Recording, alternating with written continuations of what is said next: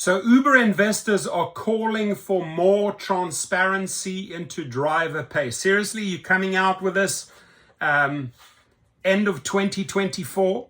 You didn't wake up and smell the coffee years and years ago and ask for transparency. And this is not even like fighting and so as an investor saying, you know what, we're not paying these people enough, right? We have to seriously step it up.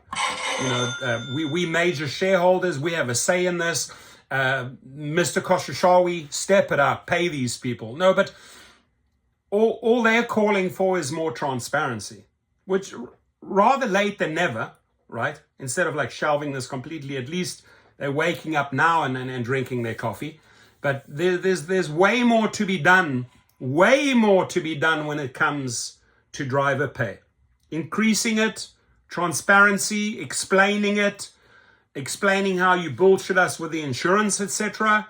So yeah, investors, more than just the company mentioned in this article, you need to be asking the tough questions. We bringing in the money, we making you the money, and we deserve to know what is really going on, right, when it comes to our pay.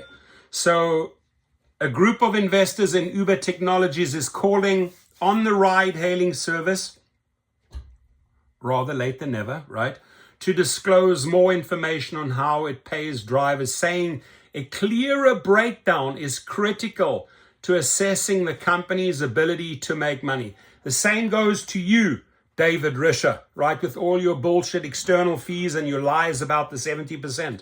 How about the LYFT investors ask the same tough questions? SOC Investment Group, thank you for stepping up.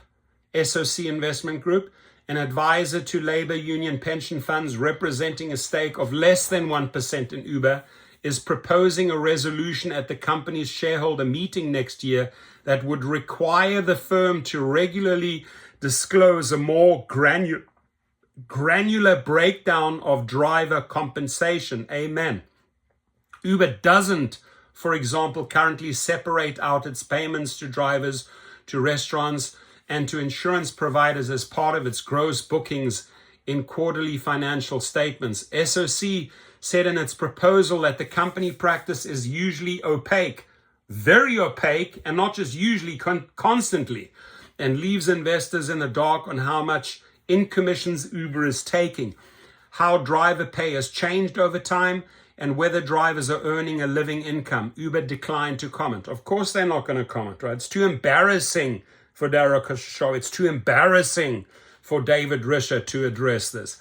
While the investors represented by SOC hold a relatively small stake in Uber, SOC itself has taken on high-profile companies, including Tesla and Starbucks, with some success.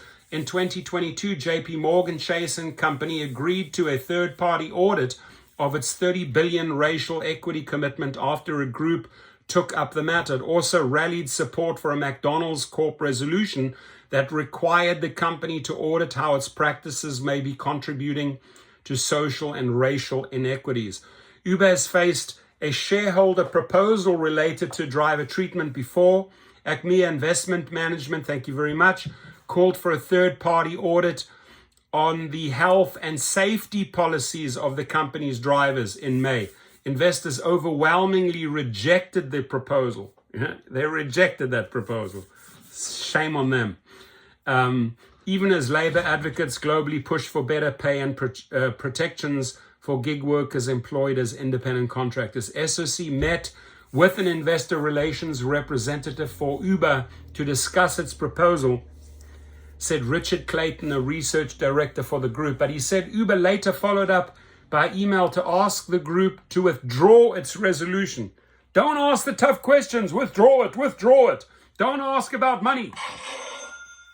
They have no right. They have no right to know.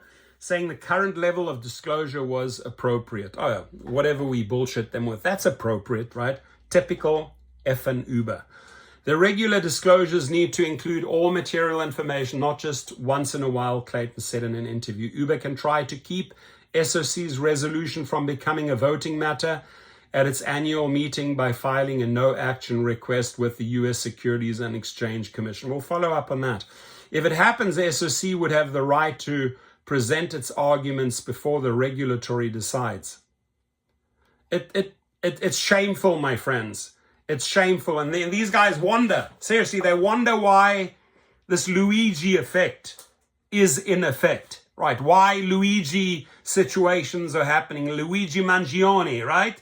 You guys, you're inviting in these vigilantes. You're inviting it in by giving the double middle finger to drivers, by saying, you know what, investor, don't ask those questions. We don't have to answer you, right? We'll keep on screwing over these drivers. So all I say is that they need to wake up.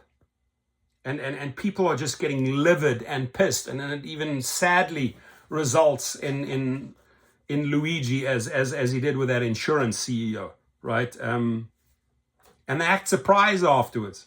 They act surprised. Oh my God, how could this have happened? It happens because you are pissing people off. That's why it happens. So investors, I hope the few investment companies like the SOC and the other ones that are asking the tough questions, I hope that the culture changes and your answers get, your questions get answered. We deserve that. We deserve to know, right, how driver pay is broken down. Where are you hiding the millions and billions that you're not paying us? How are you screwing us over on insurance, etc., etc.? But dare ask those questions, investors. Uber doesn't like it. Dara doesn't like it. Risha doesn't like it. Your comments.